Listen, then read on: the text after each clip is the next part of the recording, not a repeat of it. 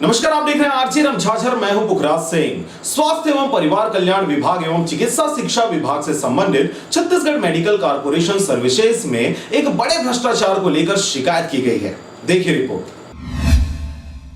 सरकारी निर्माण में भ्रष्टाचार की बातें अमूमन आज के दौर में आम सी हो गई है, परंतु इन सब में भ्रष्टाचार से जुड़े दस्तावेजों को निकलवाने में आम लोगों सहित खास लोगों को भी पसीने निकलने लगते हैं। बहरहाल खबर है अंबिकापुर जिले के सरगुजा क्षेत्र का, जहां पर 10 बिस्तरी आइसोलेशन वार्ड भवन नर्मदापुर व कमलेश्वरपुर विकासखंड मैनपाट जिला सरगुजा में किया जाना प्रस्तावित था। इस दौरान इसमें भारी वित्तीय भ्रष्टाचार और वित्तीय अनियमितता देखा गया है।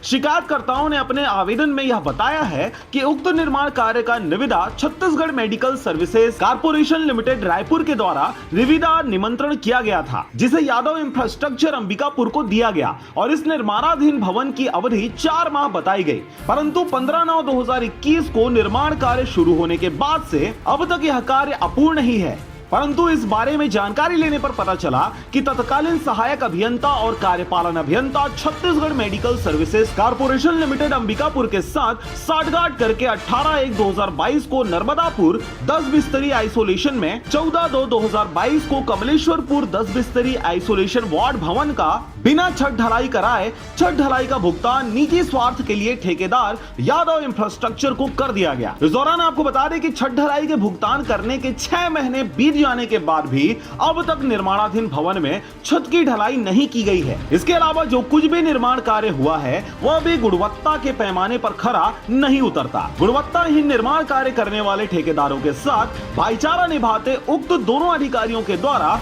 निर्माण पूर्व धनराशि जारी किया गया और भ्रष्टाचार को अंजाम दिया गया। इस दौरान आपको बता दें कि शिकायतकर्ताओं ने दोनों अधिकारियों पर नियम विरुद्ध शासन के खिलाफ नियमों को ताक पर रखकर पैसों का दुरुपयोग किया है यह बताया, और इसके साथ ही दोनों ऐसे कृत्य विगत 9 वर्षों से अपने निजी स्वार्थ के लिए अपने चहेते ठेकेदारों से मिलीभगत कर बिना कार्य कराए उसका भुगतान करते आ रहे हैं, जबकि अच्छे कार्य करने वाले ठेकेदारों के बिल साइन करने के पूर्व नियम विरुद्ध तानाशाही पूर्वक भारी कमीशन की मांग भी करने का आरोप शिकायतकर्ताओं ने लगाया है। इस दौरान आपको बता दें कि तत्कालीन सहायक अभियंता कृष्णदत्त अग्निहोत्री और कार्यपालन अभियंता मृत्युंजय साहू विगत 9 वर्षों से सरगुजा संभाग में ही हैं और इस प्रकार की गतिविधियों में लगातार इनके नाम सामने आते ही रहते हैं, परंतु अब तक इन पर किसी प्रकार की कोई कार्रवाई का न होना बेलगाम अधिकारी बेईमानी का पैसा खाते अपने भ्रष्टाचार की जड़ें मजबूत करते जा रहे हैं। बहरहाल खबर के प्रसारण उपरांत अब यह देखने वाली बात होगी